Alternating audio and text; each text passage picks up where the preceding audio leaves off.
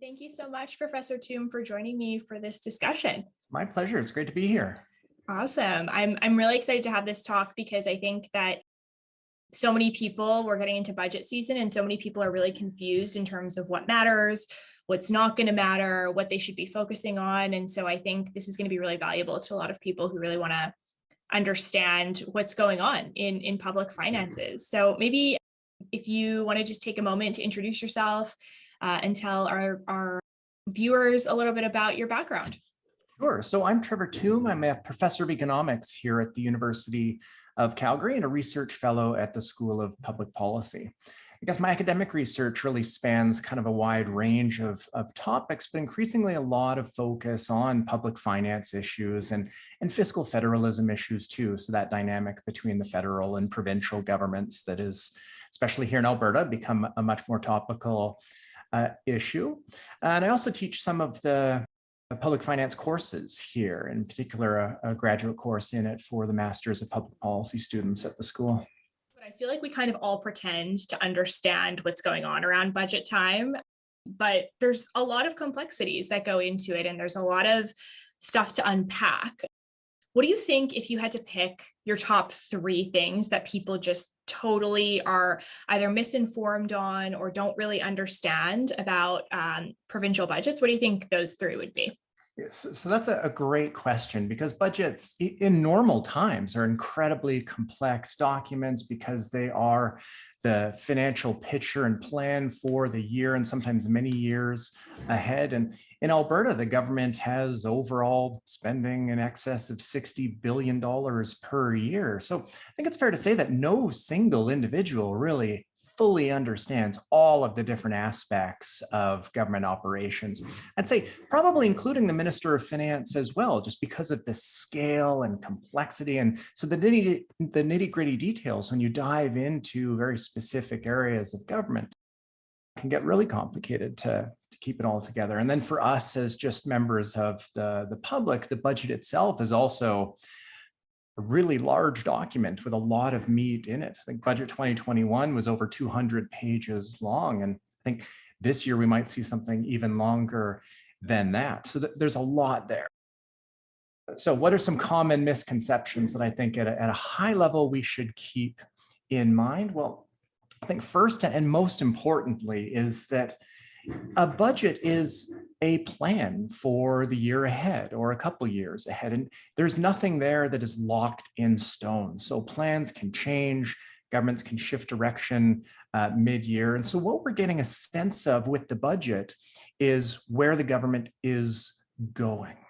And that budget document that we get, that's not the legislation that implements the programs. It's usually a signal or a communication device that the government uses to really unpack what its plans are, but those plans can change. I think that's especially important in Alberta because a lot of the budget numbers that we see is trying to forecast things, and maybe we'll talk about this later, like oil prices and economic growth and things like that. And that's unpredictable at the best of times. And COVID has just made that increasingly hard to forecast. So a lot can change. And so we do need to remember that. I think second is that a lot is beyond the government's control, right? We think about whether it's a provincial government or federal, that the choices that it makes, of course, matter in terms of policies that are implemented or changed or eliminated and so on. And all of that is usually kind of signaled in the budget, but how much revenue is going to come in from different taxes? A lot of that's a function of things that government influence, whether we're in a boom or a bust economically, for example.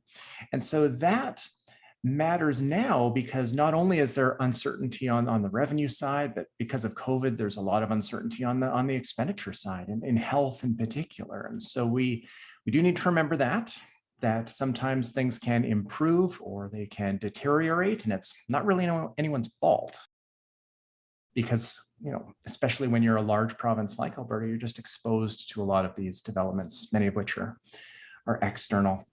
And then third, this is true in lots of jurisdictions, but it's especially true in Alberta, where taxes aren't as large a source of revenue as many think.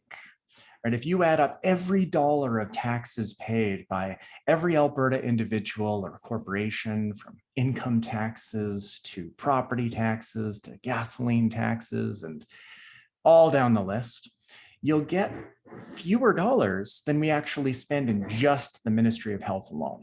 Only about half of total revenue of provincial governments comes from taxes.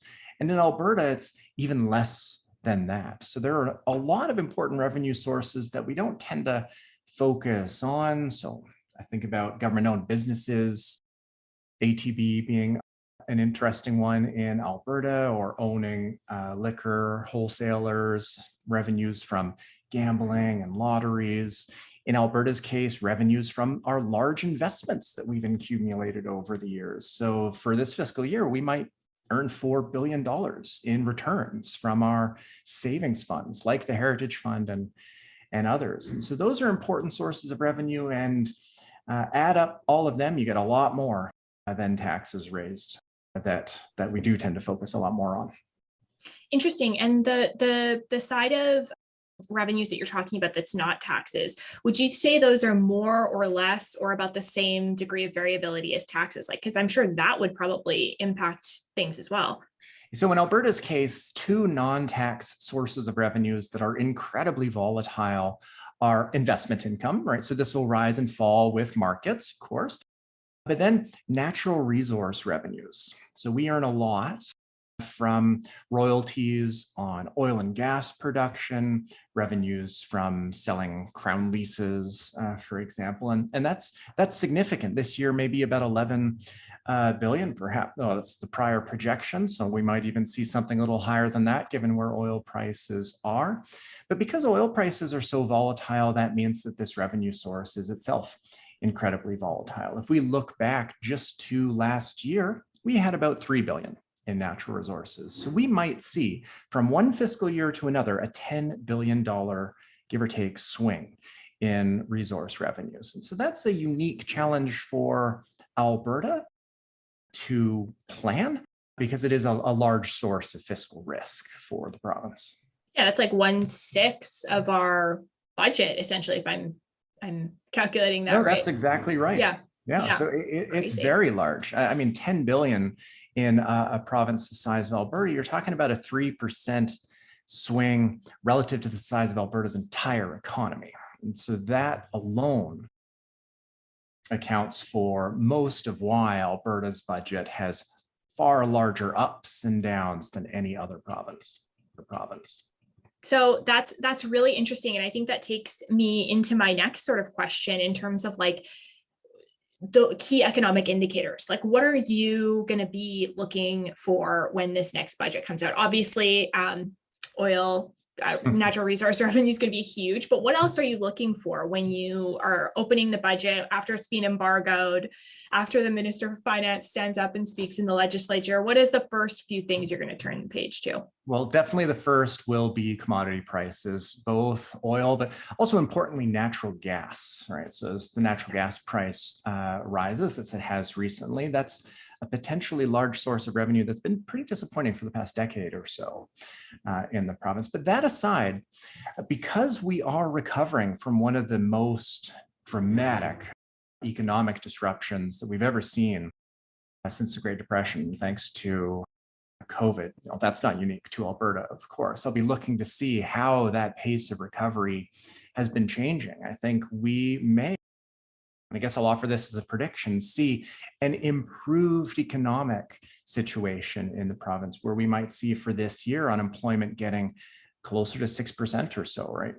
Below where we were prior to COVID. So I'll be looking to see whether those numbers like unemployment, like income growth, like GDP growth are revised up. Well, and unemployment revised down, revised better than what previous projections were. Because I think the pace of economic recovery here is stronger than many anticipated, certainly much stronger than I anticipated, even as recently as late last year. Yeah, I think it's surprising a lot of people. Like I think that a lot of people do, people who've grown up in Alberta, people who know Alberta well, know that the province is, I want to say, probably one of the most resilient in Canada. My personal experience, at least, has been the sense of entrepreneurship and the sense of kind of hope that people in Alberta have has always sort of been there. But I think even people who were the most hopeful are going to be really pleasantly surprised with how we've seen this sort of turn in things. One thing though, if let's talk a little bit about deficits, debt, and inflation, because I know on everybody's mind right now is inflation. So what do you think is the reason for inflation, and what parts, perhaps the second part of the question, what parts that are causing that are actually within provincial government control? That's a great question. So I guess in general, so there's some COVID specific things that I'll talk about in a moment. But in general, inflation is going to be related to factors that are much more directly influenced by the federal government through the Bank of Canada. So in Canada, like in most developed economies, our central bank is largely independent of the kind of elected executive arm of the government. And so that's the case here, where the government, cabinet, like the elected government, gives the Bank of Canada a mandate to follow for a period of 5 years, and then largely leaves it to the discretion of the governors to decide how to implement and execute on that mandate. So in Canada, target range of 1% to 3% inflation, and the Bank of Canada will, in normal times, raise or lower interest rates in order to kind of steer us towards that target. So there's not a lot that provincial governments can do to affect overall inflation, generally speaking. But now, here in Canada and around the world, inflation is being driven by a couple of unique factors. One being home prices. We're seeing real estate prices around the world increase at an unusually significant pace. Not as much in Alberta, interestingly. It's really Vancouver and Toronto that have recently driven that, although we might very well see, and I guess there's some anecdotes that property markets in Calgary and Edmonton are going to see an increase soon, if not now. That contributes to inflation because we measure or try to measure the cost of home ownership, which is a large source of at least implicit spending by individuals. So Statistics Canada looks at the value of home depreciation, how much of your house is wearing out from one year to the next. And when home prices rise, we infer higher depreciation, and that contributes now a lot to inflation. It's the second most important factor behind why inflation is now much higher than our 1% to 3% target range. That's not something that provincial governments can have much control over unless we think about provinces starting to influence municipal zoning, say, to increase the supply of housing. I think that's particularly important in Vancouver and Toronto, less so in Alberta. The most important factor behind inflation, though, is energy prices, gasoline. Gasoline prices are significantly higher now than they were at the same time last year, and spending on gasoline is an important item for most households. And so when that price increases, our measure of overall average price increases that we face also goes up. That's adding about a full percentage point to Canada's national inflation rate. Provincial governments can influence that, well, through tax policy. So gasoline taxes are part of what makes gasoline prices higher here than, say, the United States. So a province could, if it wanted, change gasoline taxes, and that would have an influence directly on that component of inflation. But in Alberta, it's I think, critical to not forget that while inflation is high, since energy is driving that, we benefit, in terms of higher revenues from oil and gas sales. So it might hurt at the pump in the short term on a day-to-day basis, but longer term, bigger picture, it does have net benefits for the province as a whole. Yeah, I was going to say it's sort of a double-edged sword in Alberta because we're obviously so happy when energy prices are higher because we can tell a distinct difference in our downtowns when those prices are high versus when those prices are low, and especially in our public finances. But then we are paying a little bit more at the pump. When we talk about inflation and inflationary pressures that the government faces in creating their budgets, I think one of the biggest critiques that you hear from people when budgets come out, regardless of political party, people sort of saying that if government spending doesn't increase with the rate of inflation, that it's a cut. So I can understand the rule of thumb, but I think it does matter why inflation is rising. Because gasoline is more expensive, yeah, that'll mean that if the government wants to utilize its own vehicle fleet to the same extent that it was before, it's going to need to keep up with gasoline prices. So there might be mechanical reasons why government spending should rise with inflation in that sense. And if it doesn't, then they would need to cut back on the use of vehicles in some way or another. But in general, because the largest, I guess, item of government spending overall is wages and salaries, it matters more whether the inflationary pressures are winding their way into wage settlement agreements, for example. And so far, it doesn't look like, despite the recent increases in inflation, that they are. So these kind of wage pressures are not rising at 4 or 5% that inflation is at now, because I think a lot of people correctly view this as temporary. I mean, I certainly do, and the markets do. So when you look at how people are buying and selling bonds over the coming year or two into the future, they're not pricing in this higher level of inflation staying. If they did, though, then wage pressures would start to rise, and that would increase the pressure on government's budget, that if it didn't keep up with that, then it would need to think about scaling back, say, the number of individuals. And so I think it does matter what the details are behind what's driving inflation. So I wouldn't say right now there's a strong case for the government of Alberta to increase spending at population growth plus another 4.8% on top of that, because it's just not exposed to that expenditure pressure just because we have a high headline rate of inflation. But yeah, in general, so economists, if we're looking over a long span of time or comparing across jurisdictions, we will do inflation adjustments, and we'll look at the real per person level of spending or the level of spending relative to GDP. We'll try and normalize things to get a sense. But from one year to the next, I wouldn't want to make too big of a deal, especially now.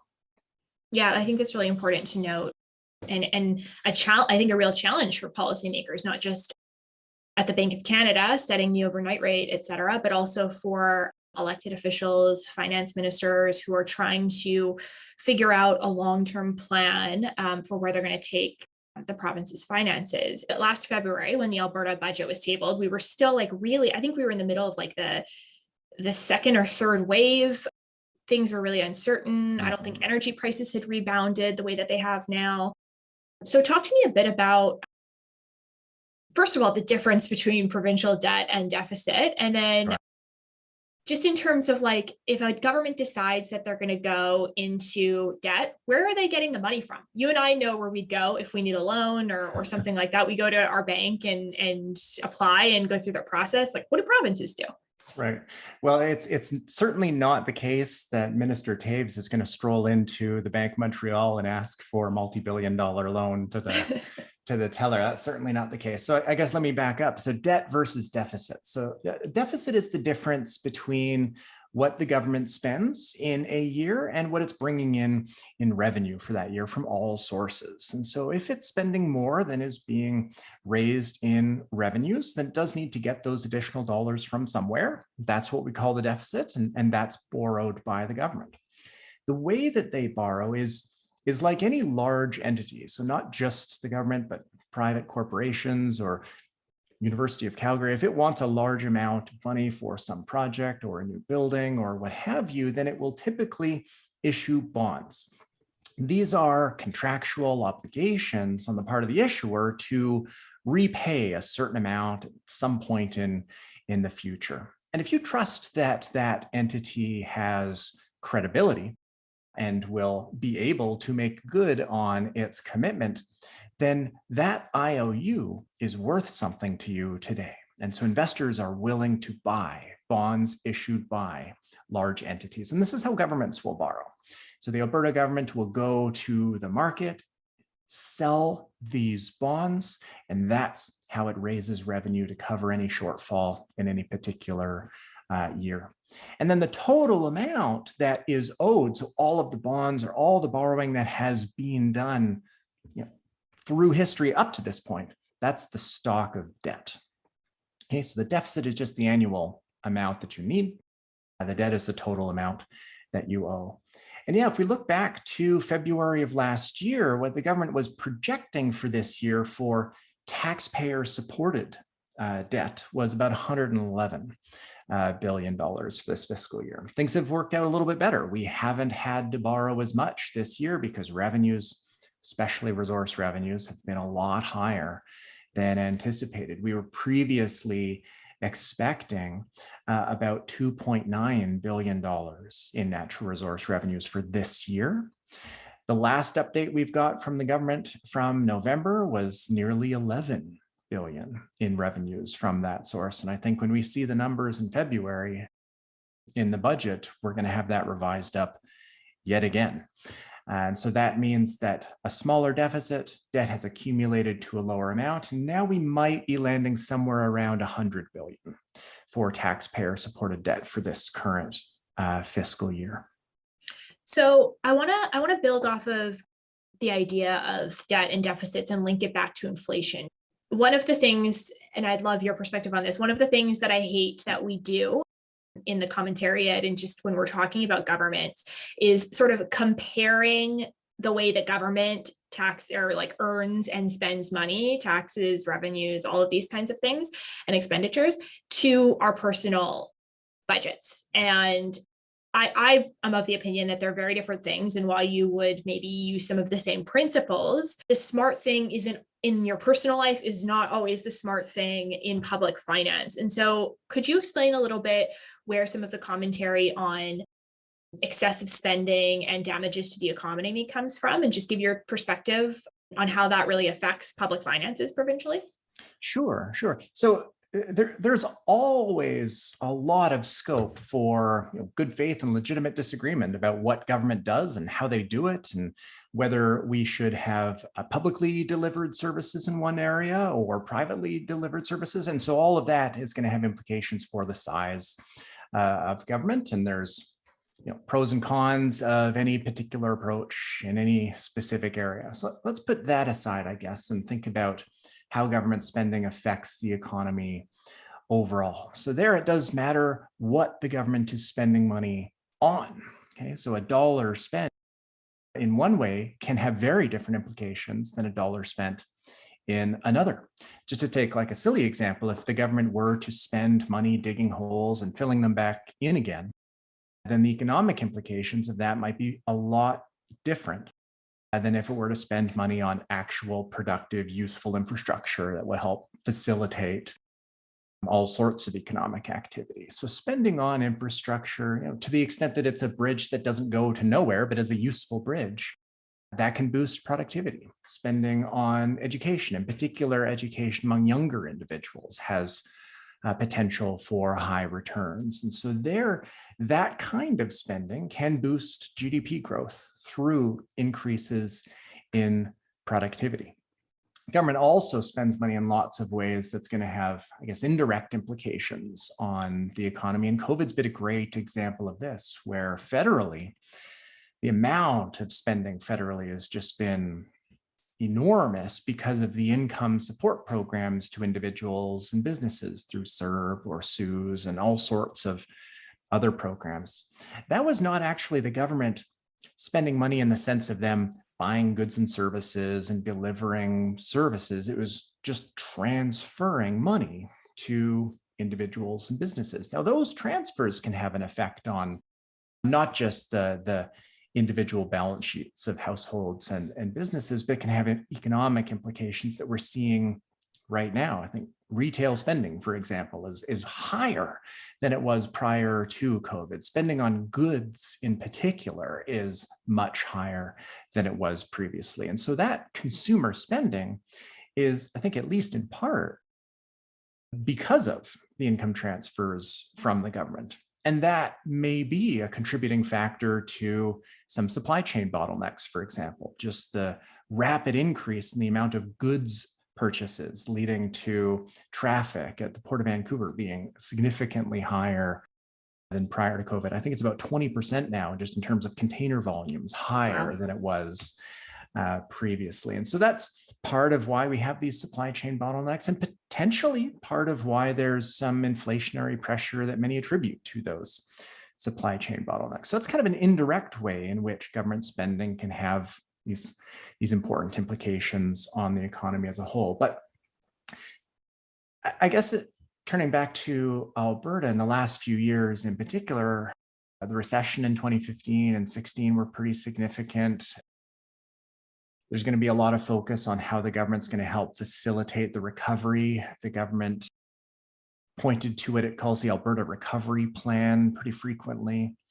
I think it's fair to say, and I don't think this is going to be too controversial of me to say among economists anyway, that the ability of the provincial government to meaningfully change the direction of an economy the size of Alberta's is pretty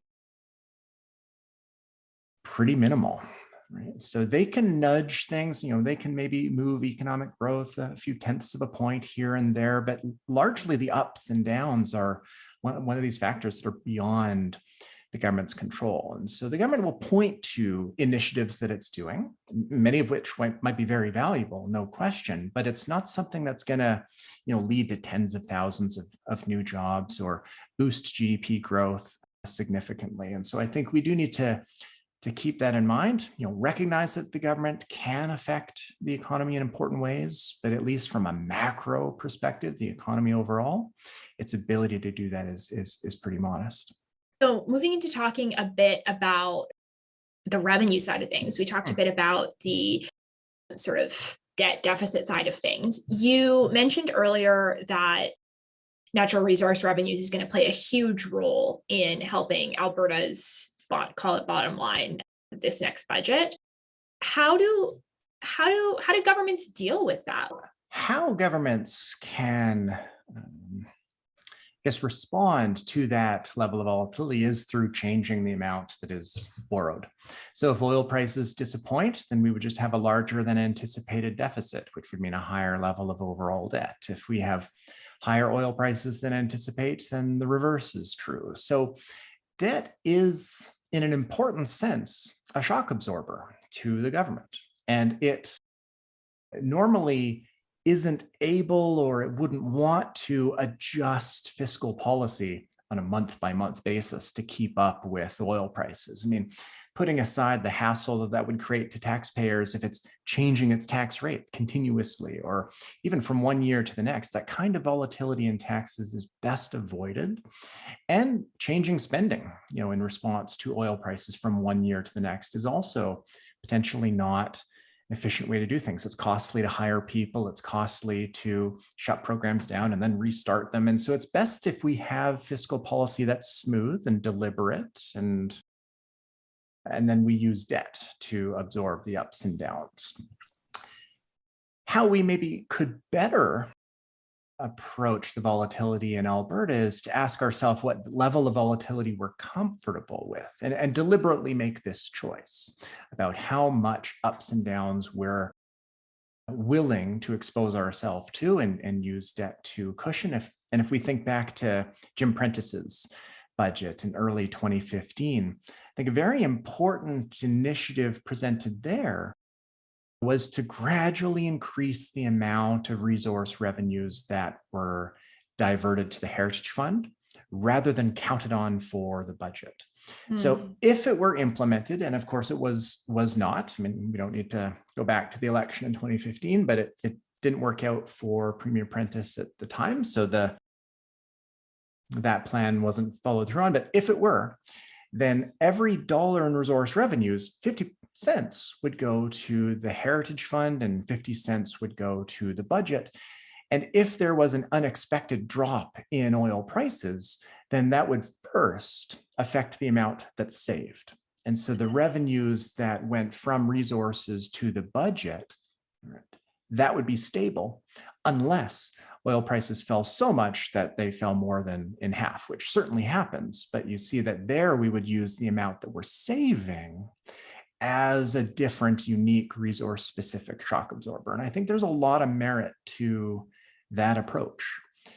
And interestingly, it's something that I think we'll be thinking more about over the coming year. If it looks like, I would bet, the Alberta government comes out with a budget with a surplus, and then the conversation is going to be about, well, what do we do with that surplus? And I hope that part of the conversation is saving an increasing share of the resource revenue because it is so volatile.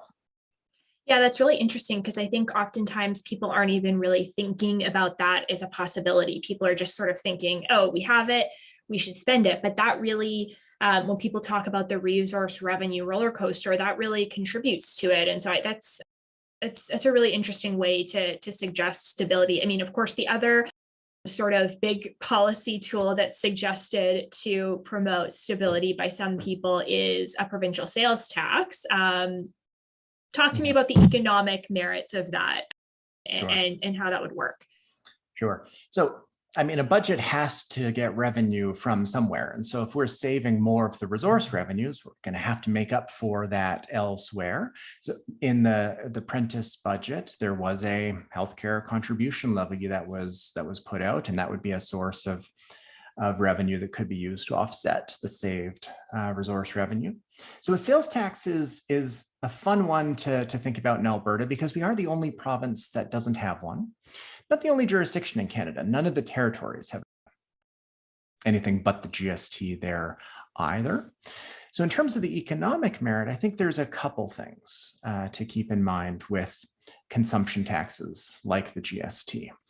It doesn't affect you if you save your money. So you are paying that tax at the point of your consumption. And so it might create an incentive to increase saving and capital accumulation, which can have productivity benefits for an economy, certainly relative to income taxes, which you pay whether you save or not the income that you earn. Now, of course, there's lots of features of the income tax system that tries to penalize saving less, right, through registered accounts, RSPs, and things like that, where those savings can be deducted from the income that is taxable in that sense. But GST, it's just simple. You pay it only when you consume. So that's point number one. It might create an incentive for more saving individually. Point number two is relative to corporate income taxes. It doesn't affect the return on investment in the same way. So corporate profits are really just the return on investments that were made by the owners of a business in the past, right? And they're earning returns through profits that motivated that investment in the first place. And so if there's a tax on those returns, then it might, at the margin, decrease the incentive to invest. And that can have economic implications or employment implications and so on.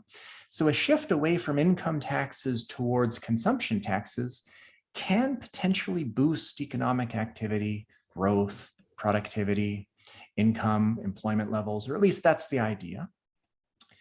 And then an added bonus that's particularly valuable for Alberta is consumption is a lot more stable than income. And that makes revenues from consumption taxes a lot more stable for a government than revenues from income taxes. So there's a lot of merits to a sales tax in Alberta just because of there's some economic arguments. There's also the stability argument as well. And then I guess the last one is it's really cheap to raise that particular revenue for provincial government because we wouldn't, I suspect, actually bring in a separate provincial sales tax, we would simply add to the GST. So there wouldn't be any added administrative burden on the part of anyone to file or fulfill on those taxes, because they already do through the GST. It would just be the Alberta government adding to something above 5%. And that's what's called a harmonized sales tax. And we have many provinces, so all of the Atlantic provinces, Ontario as well, that's how they implement their sales taxes. So I think there's merit there. And interestingly, I think there's merit there whether we had or have a budget challenge or not. The case for broad-based consumption taxes, I think, was just as strong when things were going very well prior to 2014. The case for it is, I think, still strong, even if we have a surplus. So I think the conversation around a sales tax is often about raising revenue or not. And I think we could have a conversation about changing how we raise revenue, not actually raising more. And that would be lowering other taxes while simultaneously bringing in a sales tax. Yeah, I think that's a really interesting way to look at it, because this conversation is often just, I mean, taxes just generally in any democracy are political, right? Even though, as an economist, you're not necessarily making those kinds of judgments when you look at the efficacy of a policy. So I think talking about it in those terms and providing the kinds of, if policymakers did want to do this, and I'm not advocating that they do, but providing that kind of reasoning for it and helping sort of explain to the public the benefits and merits, I think is a conversation that would maybe change the way it's perceived. I don't know if it necessarily would in Alberta, but I think information is power. And I think that's helpful, I think, for people to know. I think, so you mentioned HST, and I guess that's a perfect segue into the sort of federal provincial relationship, which is very unique, of course, in Alberta as it is in other provinces. Talk to me just a bit about that federal provincial dynamic and a bit about the other ways in which we're interacting with that relationship from an economic sense. Sure. So that relationship in Canada as a whole is very important. We're one of the most decentralized countries in the world, right? Our provincial governments do a lot and collectively are larger and more important for public service delivery than the federal government is. And so that makes Canada somewhat unique. And it also means that thinking about the federal-provincial relationship is critical. And I think it'll become increasingly critical, not just because it touches on issues of, Western alienation and regional sentiment like this, which is a feature of Canadian history and politics. There's always that tension between the core of Canada, if you will, and the peripheral regions. So Atlantic Canadians are no stranger to this sentiment as well. But as we go through the 2020s, we're recovering from COVID. There's going to be pressure to increase health spending. Something else I think we'll see in this budget as well. The Premier has been signaling that it's going to be a budget focused on healthcare. And so there's going to be expenditure pressures there. And as populations age rapidly through the rest of this decade, we and others are going to be experiencing growing pressure on the health system. So I think premiers are always looking for a little bit more from the feds, but the case for increased support from the federal government might grow stronger. So currently, the federal government provides significant transfers to all provincial governments. It really does this in three major programs.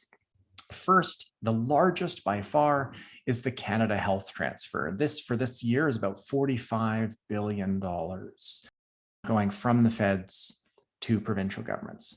In addition to that, there's the Canada Social Transfer. And that's another 15 or 16 billion dollars for the year. So right there, you have about $60 billion flowing to provincial governments. And those two transfers flow to provincial governments evenly.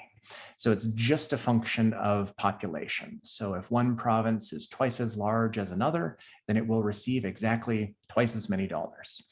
And so there's There's controversy, I guess, there, in that some regions have older populations and would prefer the health transfers be larger for those jurisdictions that have greater need for it, for example. There's controversy about those programs in Alberta, I think, that we heard through the referendum last year, that if everyone receives the same amount per person, but some regions on average pay more in federal taxes than others, then there's some implicit redistribution potentially going on. But I'd say that those transfers, they're pretty simple, and they're probably going to stay the way they are, at least for the next couple of years. But I think we might see the Fed's move to try and increase the scale of those transfers, especially because of pressure from an aging population. But equalization is the third and final major federal transfer to provincial governments. And this one's particularly controversial and always has been because different provinces receive different amounts and some don't receive any at all. Mm-hmm. And so this program is meant to support provinces that have a below average ability to raise revenue, or provinces that have below average levels of economic activity. And there's pretty big differences between economies like Alberta, that even at the bottom of our recession, we were generating more income economically per person than any other province. And so that makes our provincial government's ability to raise revenue a lot stronger than, say, Prince Edward Island or New Brunswick, where the per person amount of income being generated by their economies is just less. And so equalization's there to top up those below average provinces to some measure of the national average ability to raise revenue. And it's controversial because design details matter a lot. Little tweaks here and there can lead to increases or decreases to recipient provinces. And then a province like Alberta going through a really difficult recession in 2015 and 16, not receiving any under the program, does raise eyebrows. Like, how can our economy shrink by 20% during those difficult 2 years and equalization not supplying any payments to the provincial government? And so I think that's kind of, at least in recent years, what's been a source of, I guess, concern, if you will, over that program. So what Alberta has pointed to recently is not equalization, but what's called stabilization. We're going really down the wonky road here, but the fiscal stabilization program is not meant to support provinces with below average levels of economic activity. It's meant to support provinces that go through sharp unexpected drops in their ability to raise revenue. So if a province sees its revenues fall by more than 5%, then the feds are there to provide a little bit of support. Think of it as like an insurance program. If revenue falls off a cliff, then you receive some payments, but it's really limited in the amount of support that it provides. Prior to 2020, there's a cap, right? Exactly. There's a per person cap. Yeah, exactly. So in the 1980s, they implemented a $60 per person cap, not adjusted for inflation or economic growth or anything like that. So it's just been $60 all the time. And so that, in Alberta's case, is about $250 million. So we go through a sharp drop in revenues, not just from natural resources, but lots of other revenue sources as well, adding up to many billions of dollars, and then a $250 million stabilization payment was seen by the provincial government here, both UCP and NDP raising concerns about it. So it's not a partisan issue here. It's just not a lot of insurance through this program. So what the feds did in 2020 was increased that cap, roughly tripling it. And I think that's kind of where it will stay. And so now it's about a $750 million payment that Alberta is probably going to receive through the COVID fiscal year. But the government, in all of its recent fiscal updates, has pointed to that. I wonder what we're going to see in the budget, because this broader issue of what's referred to as fairness in the federation by the government is something that they may use the budget to, I guess, raise awareness of, or use the budget as a tool to advance that messaging. And I think, at least with respect to healthcare and the federal government's role in supporting provincial healthcare systems, there's a really interesting discussion to be had. And I kind of sympathize with the premiers on this front. There's a need for us to take a look at how we're designing our fiscal arrangements in Canada, and coming out of COVID is, I think, the perfect time for it. Equalization, like those other federal transfer programs, is fully funded out of the federal government's own budget. So the same pool of dollars that are used to buy office supplies and then fighter jets is what's paying out transfers to provincial governments. So there's no equalization fund. There's no pot that anyone contributes to. It's just federal spending in the most generic sense. And so, like all federal spending, it's financed by, well, federal revenues or federal borrowing, just like for provincial governments. So we all pay federal taxes, federal income taxes, federal corporate income taxes, the GST, and all that just goes into the general revenue fund of the federal government. And that's where equalization dollars come from. So there's no direct contribution by Alberta to the program. Alberta, as a government, doesn't contribute a dime to equalization or any transfer program. Albertans do, but only to the same extent of Canadians elsewhere. And where there might be some confusion is that Albertans collectively, as individuals and businesses, we do pay a larger share of federal revenue than we account for in terms of our share of the population. But that's not because there's a special Alberta tax levied on residents here. It's because we are home to more higher income individuals. A larger fraction of our population also works. We're younger than elsewhere. And so there's more payments federally just through your regular taxes. And so that many point to as what's meant by paying into equalization. So how are those dollars distributed? Well, we want, through the program, the goal of it is to support provinces that have a tough time raising revenue on their own. And so how we measure that is we ask the question, if you had average tax rates, how much would you raise? So it's kind of like a two-step procedure. We first figure out, well, among all 10 provincial governments, what's the average income tax? What's the average sales tax? What's the average property tax? And so on down the long list of tax instruments that are out there. So we calculate that average. Then step two is calculating or attempting to calculate how much you would raise if you as a provincial government had average rates across the board. And if you raise a below average amount, then we top you up to the national average level. So Alberta, if we had average taxes, then this would include having an average sales tax. Currently, our sales tax rate is 0. What if we had an average of, I'm not sure what it is, but 6 or 7%? We get some number of dollars from that.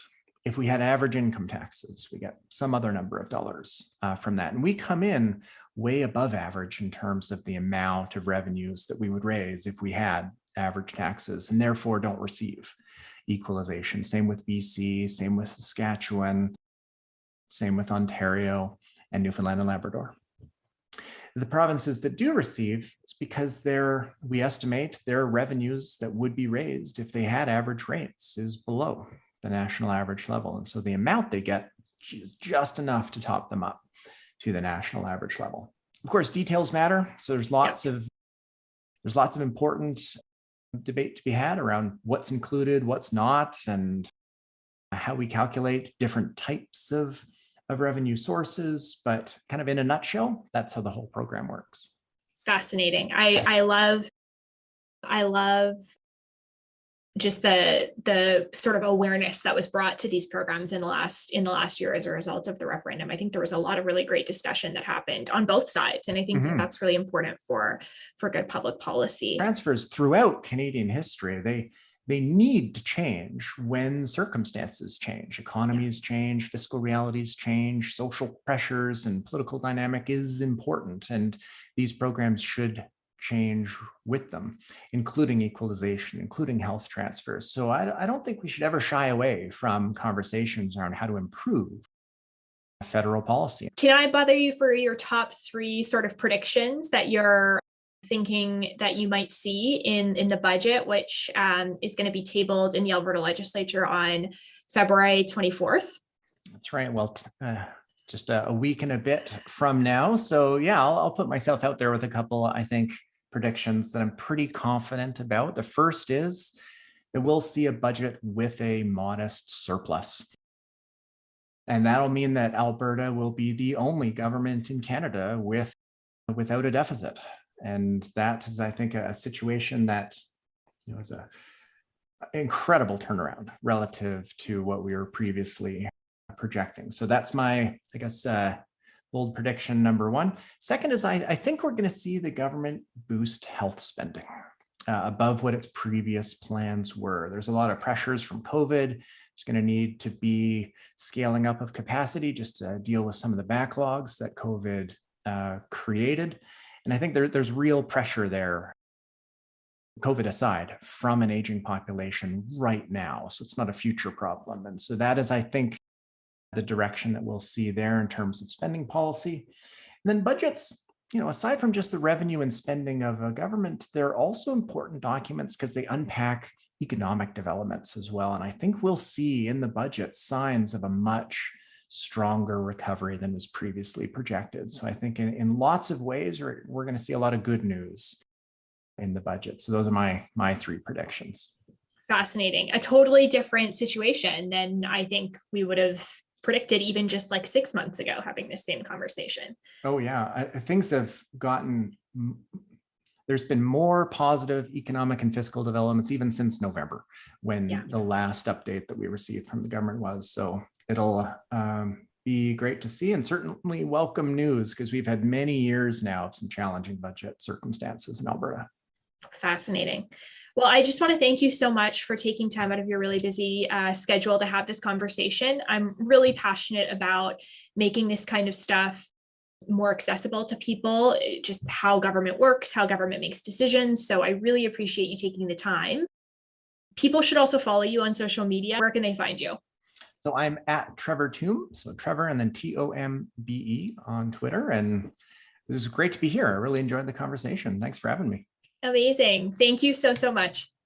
Bye now.